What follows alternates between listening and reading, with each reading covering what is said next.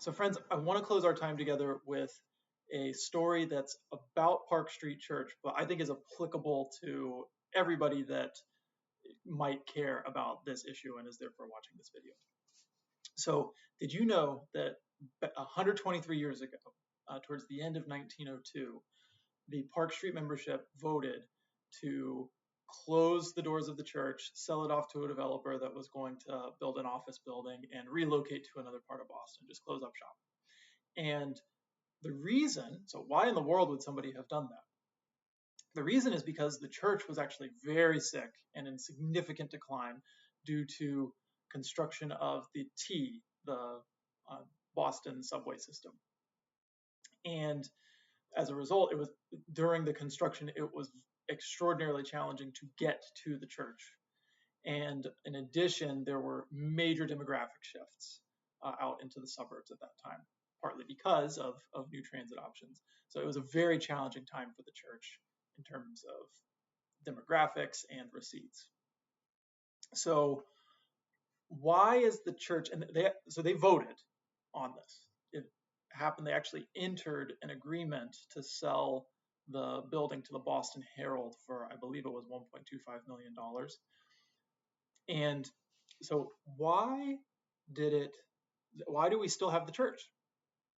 And the reason is because concerned community members, not members of the church, but concerned people outside of Park Street Church decided that the legacy and the historicity of the church, as well as the physical beauty that it has at that time in the Boston skyline, and still a little bit in the Boston skyline today, but also just when you're walking around in Boston Common, and the way that it had influenced the Boston and honestly the evangelical world, it was important to maintain the church as a church building. And so they outsiders organized and essentially somehow I don't know the exact details, but somehow created enough opposition that the deal ended up falling through. And as a result of that, I mean, there were still the underlying outside forces and outside concerns, but as a result, the minister at the time actually brought in fresh co-leadership, somebody that was at their same level, and uh, essentially allowed there to be new thoughts, new opinions, new preaching style, new approach, and that helped catapult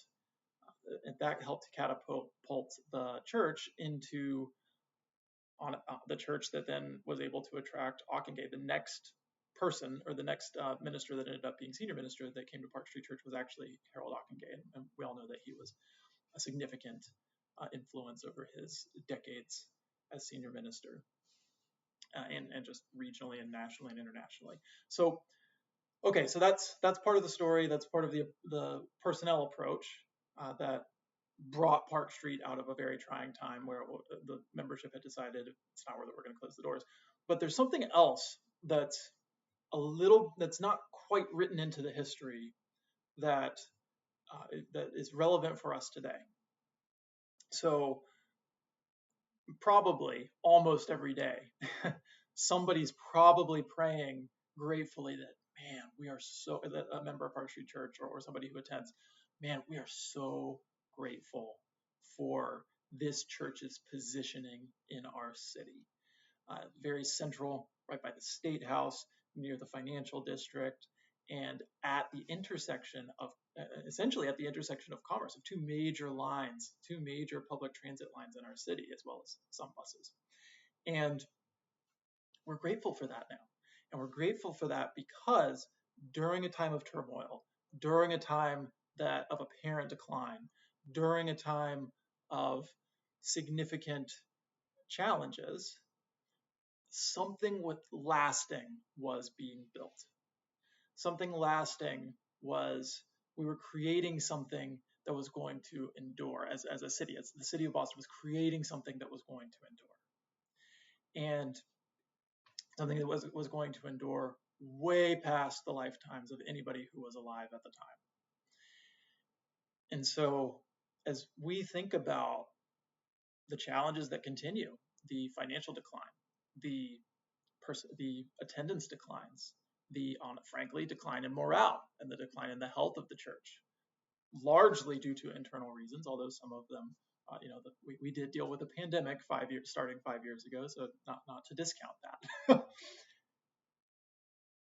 But as we consider what's next or what we're doing now, and we think about what's next, let's think about during this time where much is changing, what are we building that people are going to be grateful for and pray to God, thank you for giving us this positioning in our city?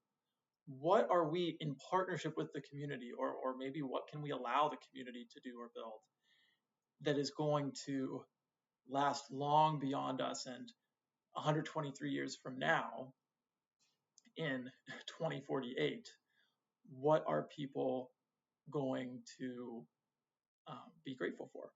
And I don't have the answer. I honestly don't even have suggestions, but I think that that's a question that we can all be asking, whether it's for Park Street, whether it's for the Four Cs, or just wherever any of us are planted in our families, in our communities, or whatever positioning we have in our organizations, or just honestly in the broader world, wherever we're called, wherever we're planted. So I want to end on that note because we serve a God who is eternal. We serve a God who is outside of time and desires that His gospel be preached for all time.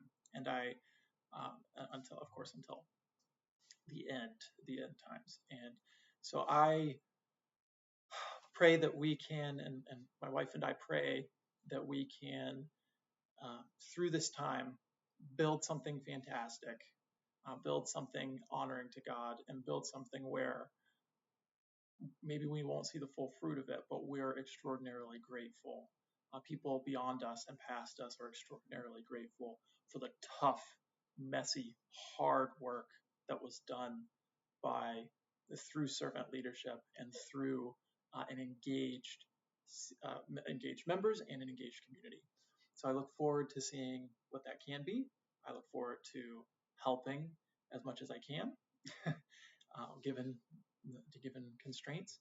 And yeah, we'll continue to pray. So thank you so much for your consideration. And again, please reach out. It'll take me some time to get back to you, but absolutely appreciate any feedback or ways that we can engage or I can be helpful.